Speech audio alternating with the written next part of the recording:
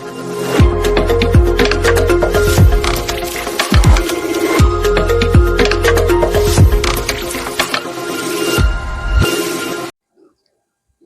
morning students, once again I welcome you all on my channel English Concepts by GSR. Dear students, today I am going to tell you blueprint of English Communicative Class 10th. Blueprint.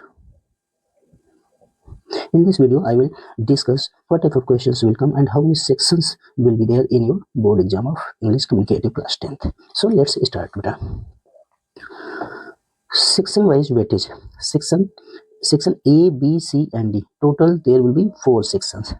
Section A, reading skills 22 marks. Section B, writing skills 22 marks. Section C, grammar 10 marks. And section D, literature textbook 26 marks. Total will be exam of 80 marks. And 20 marks will be given from school as internal assessment. Then it will be 100 marks. Okay. अब आइए देखते हैं section wise description. Reading section. The section will have 2 unseen passages with the maximum word limit of 750 words. तो 2 पैसेजेज आपको मिलेंगे, जो दोनों पैसेजेज का टोटल वर्ड लिमिट होगा वो 750 होगा. ये एक अनसीन पैसेज का नहीं बेटा, ये दोनों अनसीन पैसेज को मिला करके 750 वर्ड्स होंगे. ठीक है. The passages can have continuous and non-continuous text. Continuous means discursive passage जो आपको स्कूल में बताया गया है. Non-continuous means factual passage. ठीक है. अब वो फैक्चुअल पैसेज कहाँ से आएगा? मेन कोर्स बुक से आ सकता है, जिसमें कैसे क्वेश्चंस होंगे? टेबल बेस्ड हो सकते हैं, क्यूज हो सकता है, मैसेज हो सकता है, टेलीफोनिक कन्वर्सेशन होता है, या फिर कोई और डेटा दिया रहेगा जैसा कि आपके मेन कोर्स बुक में है. ठीक है. तो उसी के अकॉर्डिंग आप प्रिपेयर करिए. क्वेश्चंस कैसे होंगे रीडिंग सेक्शन में? Objective questions mean multiple choice questions, या फिर very short answer type questions जो कि 1 वर्ड के हो सकते हैं, 1 फ्रेज के हो सकते हैं, या 1 सेंटेंस के हो सकते हैं.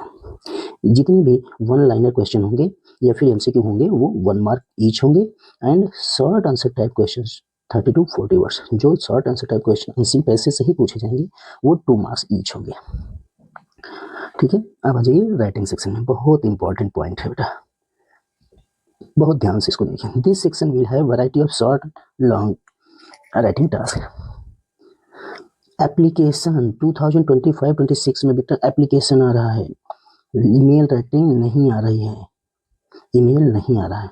Application for leave, change of subject, change of section, बस टाइमिंग्स और सिमिलर टॉपिक्स. और सिमिलर टॉपिक मतलब किसी भी टॉपिक, या तो इन सब टॉपिक्स पर होगा या फिर ऐसा ही किसी भी टॉपिक पर आपको एप्लीकेशन लिखना होगा जो कि मैक्सिमम 50 वर्ड्स का होगा. तो आपको ये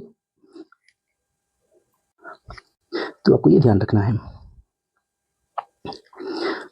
नेक्स्ट है factual description of a person और ऑब्जेक्ट इन मैक्सिमम 100 वर्ड्स. तो जो फैक्चुअल डिस्क्रिप्शन होगा वो किसी पर्सन पर, किसी ग्रेट पर्सनालिटी पर, किसी बहुत चर्चित पर्सन पर, या फिर कोई ऑब्जेक्ट पर होगा. तो आपको इसको लिखना होगा 100 वर्ड में. ये आपको 4 मार्क्स कवर करेगा. एप्लीकेशन आपका 3 मार्क्स का है. ठीक है. 1 out of 2 formal letters in maximum 120 words thematically align to the topic in MCB. तो MCB means main course book में जितने भी टॉपिक्स हैं उनमें से किसी एक टॉपिक से रिलेटेड 2 फॉर्मल लेटर्स आएंगे जिनमें से आपको एक करना होगा, और ये कवर करेगा 7 मार्क्स को. ठीक है. Next, 1 out of 2 articles based on verbal cues in maximum 150 words thematically align to MCB. तो मेन कोर्स बुक में जितने टॉपिक्स दिए हैं उस टॉपिक से रिलेटेड किसी भी 2 टॉपिक पर आपको आर्टिकल्स दिए जाएंगे. जो 2 आर्टिकल्स होंगे उनमें से आपको कोई एक आर्टिकल करना है. ये कवर करेगा आपका 8 मार्क्स. होप की राइटिंग सेक्शन आपको समझ में आ गया होगा बेटा. जो ईमेल राइटिंग है, ये ईमेल राइटिंग 2025-26 में चेंज कर दिया गया है. अब इसकी जगह पर एप्लीकेशन राइटिंग आएगा. अब ईमेल नहीं आएगा. ये सीबीएसई का इस साल का लेटेस्ट रूल चेंज होकर आया है. ठीक है. तो आप application. Grammar items will be taught and assessed over a period of time. Grammar will cover 10 marks in which there will be tenses, modal, subject verb agreement, reported speech, clauses, determiners, and all these above topics may be asked, assessed in 3 forms. Gap filling आ सकता है बेटा, editing या फिर omission आ सकता है, sentences reordering means jumble word आ सकता है. तो ये सच क्वेश्चंस जो हैं आपको प्रैक्टिस करने हैं. ठीक है. तो गैप फिलिंग जो है वो 3 मार्क्स, एडिटिंग एरर या फिर omission 4 marks, sentence reordering 3 marks. अब आइए लिटरेचर देखते हैं सेक्शन डी में. 2 out of 3 extracts from prose or poetry for reference to the context.